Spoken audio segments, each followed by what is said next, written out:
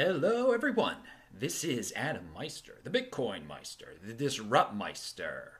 Remember, you can check out all my videos at disruptmeister.com. Well, I was just working out and I was thinking about Bitcoin, and that happens a lot. I come up with interesting ideas for videos when I'm working out. It's a great way to get your mind running for anyone who's interested in working out. It's very good for you, so I recommend it. But I was thinking about the situation in Bitcoin where there are many people who I guess consider themselves technical experts in the inner workings of Bitcoin, and they like to talk in technical language. And then we have people who are more interested in the financial aspects of it and maybe the freedom aspects of it, and they don't know all the technology behind it. But there's a certain subset of the technology people who, unfortunately, either on purpose or maybe because they don't understand what they're doing or they're naive and young, they create a toxic atmosphere in the Bitcoin community. And I'm a very positive person, and I just want to speak up against the toxic atmosphere, because there are certain people who get a kick or a joy out of talking to non-technical Bitcoin people and giving them technical purity tests, where they'll ask them some what are the technical aspects between SegWit versus something else, a block expansion or whatever you want to call it. And look at me, I can't even say something that simple, and that's how technically skilled I am. And they'll try to trip up Tai Zen, and then they'll trip him up, and they'll be like, "Oh, look, I got that guy, ha ha ha!" And they'll be so happy that they got the non-technical guy. And that's, first of all, yeah, you can trip me up too. You can trip Tai up also with technical questions. I don't know technical answers for a lot of things, but in the end of the day, what does that do for the community? And what does that do for you? Does that make you feel better as a person that you tripped up someone who makes videos about Bitcoin?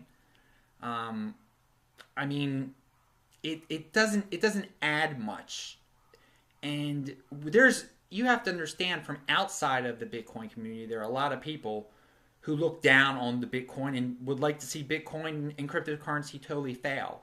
So if you're within the community and you're bitter, you're angry for some reason, and you want to take out that anger toward your fellow community member by trying to make them look like a doofus, then you're aiding the outsiders who want to hurt Bitcoin. And it makes me wonder if these so-called technical geniuses who get jollies out of tripping up people like Tai or people like me, or just saying, leaving in the comments section some passive-aggressive thing like, you know nothing, ha ha ha.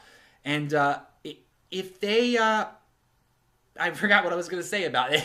I've got, what's the point? What are they aiming to?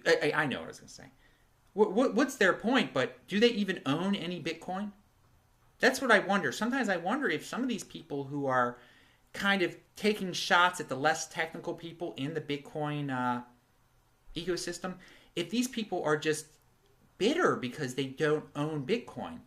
It would be very interesting in the YouTube comment section if you could see how much Bitcoin a person owned. And sometimes I feel like the less that a person owns, the more likely they're inclined to go on some rant like that, where they feel like they're worth more because they have this technical knowledge. And who cares if Bitcoin went up to $1,000? I've got this technical knowledge. And there comes a point when some of these technical people probably are rooting against Bitcoin. And I'm not talking about I'm just talking about these embittered people who like to give purity tests. It's a purity test. How pure a Bitcoin are you? Oh, you're not pure at all. You know nothing about this technical aspect. It's silliness. And there are people outside of the Bitcoin ecosystem. There's a guy named Mike Cernovich who has nothing to do with Bitcoin, but he talks about Bitcoin. He's got a huge following of men, and he speaks positively of Bitcoin sometimes, which is great for Bitcoin. We need people from outside of the Bitcoin ecosystem speaking positively about Bitcoin. But he says he can't deal with anyone from Bitcoin because it's a toxic atmosphere in Bitcoin. He's like, they're always purity testing me. He used that term actually. So again, this is probably not going to stop a troll who gets jollies, but if you're thinking about becoming a troll, well, first of all, you should buy some Bitcoin. You should, that'll make you happier. First of all, you'll be more vested in the outcome of the Bitcoin situation. You'll think of it in a different perspective. Like, my comments and me possibly making this a toxic atmosphere might hurt the price of Bitcoin. And people can see with the scaling debate we just had, because some toxic people, and I don't know what their logic is, but because a toxic side of the Bitcoin community wants power, or I don't know what they want, people gave those people a lot of attention.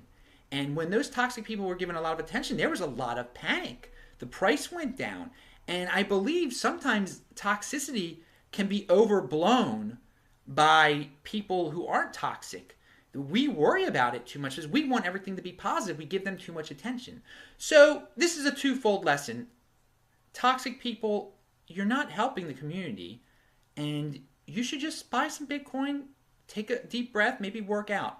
Non-toxic people, ignore the toxic people. Just ignore them. Ignore them. If you're a content maker, I don't engage trolls at all. I don't engage them at all. And just totally ignore toxic people, ignore trolls, and just whatever. If someone does trip you up with a purity test, say, oh, whatever. I didn't know. Who cares? That life goes on. There are bigger things in life than not knowing a technical aspect of Bitcoin. Let's get people interested in Bitcoin. Let's get that price up, and we'll all be happy. So I'm Adam Meister, the Bitcoin Meister, the Disrupt Meister. Remember, you can check me out at disruptmeister.com. I make a new video every day over there. So thanks a lot, Tai Zen and Leon Fu. Bye-bye.